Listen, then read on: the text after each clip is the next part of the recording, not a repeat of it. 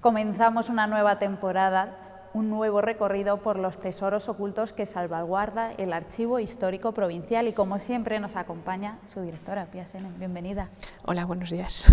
Estamos en el mes de octubre, es el mes del patrón de Segovia y a él le dedicamos la sección de hoy. Le dedicamos hoy el documento, quizá el documento más antiguo que conocemos, que se conserva en relación con la fundación de San Frutos del Duratón, con el monasterio de San Frutos, que es yo creo que un punto muy emblemático de la provincia. Hablamos de un documento del siglo XVI hasta ahora desconocido. Hablamos de un documento del siglo XVI, pero que nos recoge una cita muy anterior, del siglo XI. El documento como tal es una copia de un escribano que recoge, los monjes han tenido un pleito con el concejo de Sepúlveda, con el ayuntamiento de Sepúlveda y los vecinos de Sepúlveda por el aprovechamiento de pastos y de la pesca con pluma, con caña con pluma, específicamente, lo especifica el documento, con caña en el río Duratón. Entonces los habitantes y el concejo de Sepúlveda presentan un pleito para recuperar el uso de la leña y del aprovechamiento pesquero del río en la Chancillería, en el juzgado de la Chancillería de Valladolid.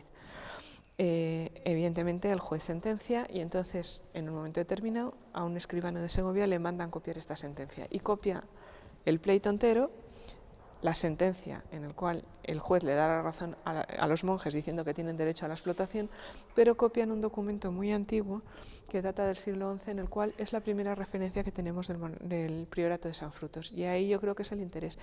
Y por otra cuestión, este documento del siglo XI, de 1077, está reproducido en varias colecciones documentales, en historias, en relatos, copian el texto íntegro del documento, pero esta copia no está referida por ningún historiador. Es la única copia, por lo menos conocida hasta el momento, que no la citan los historiadores de Santo Domingo de Silos, del Priorato o de Sepúlveda.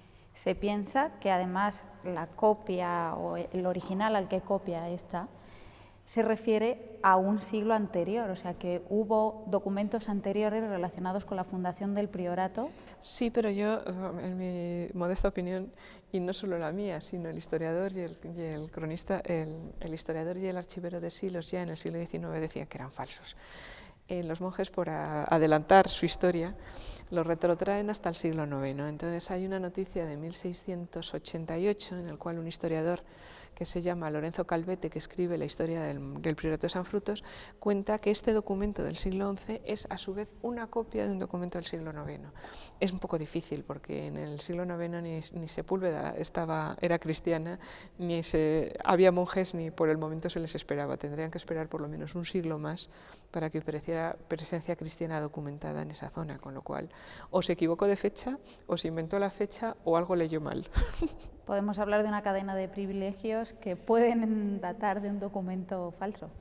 No, más que eso, que se han ido falsificando y añadiendo cosas a lo largo de las copias. El documento original del 1077 se quema en Silos en el siglo XIII. Entonces lo que hacen los monjes es hacer otro documento y se lo mandan ratificar al rey Alfonso X el Sabio en el siglo XIII, con lo cual en esos 2 siglos que añadieron los monjes, pues privilegios. Probablemente. O sea, uno barre para la casa, ¿no? Entonces, probablemente el documento del siglo XI a lo mejor era menos favorable al priorato de San Frutos de lo que es en la copia, el privilegio confirmado en el siglo XIII, que es realmente en el que parte toda la tradición documental. Hay varias, incluso hay una que está hecha en castellano antiguo. Como ya lo leen mal, a la altura del siglo XVI, empiezan a no leer bien el latín, lo pasan a castellano y es un castellano un poco macarrónico, así como una mala traducción del latín del siglo XIII. No sabemos si intencionado o no. Formalmente, ¿por qué se caracteriza este documento? El documento es una copia de notario, de escribano. Si lo vemos, tiene una letra procesal del siglo XVI, bastante enrevesada, pero tiene una característica, es una pena el estado de conservación, tiene una característica que a partir de la página donde aparece nuestro documento, la letra se hace más sencilla y más fácil de leer. Sí que es verdad que cambiamos una dificultad por otra. El documento está entero en castellano, salvo el trozo del documento, el documento que hace referencia a los privilegios de de San Frutos del Duratón, que pasa al latín y copia lateralmente lo que podría ser un privilegio rodado, que es un documento de origen real que parte de los reyes, en el cual se otorga un privilegio, valga la redundancia, a una institución concreta, en este caso al Priorato de San Frutos, a través del Monasterio Santo Domingo de Silos, del que dependía directamente.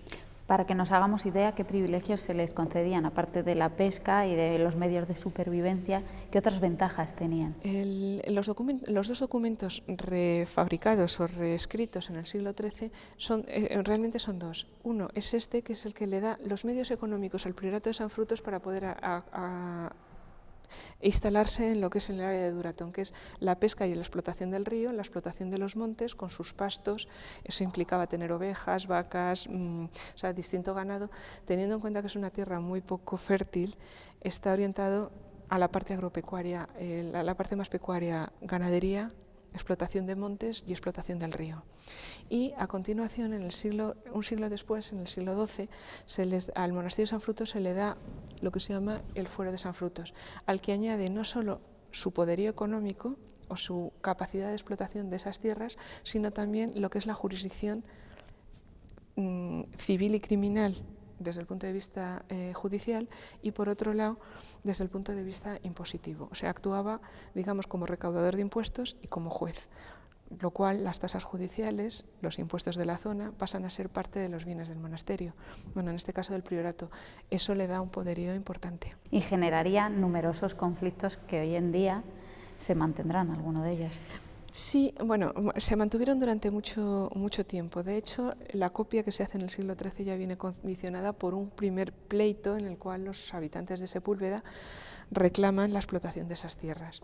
El rey Alfonso X el Sabio les quita la razón y se la da a los monjes. En el siglo XVI vemos que la Chancillería, un juez de Chancillería de Valladolid, vuelve a ratificar que efectivamente los monjes tienen razón.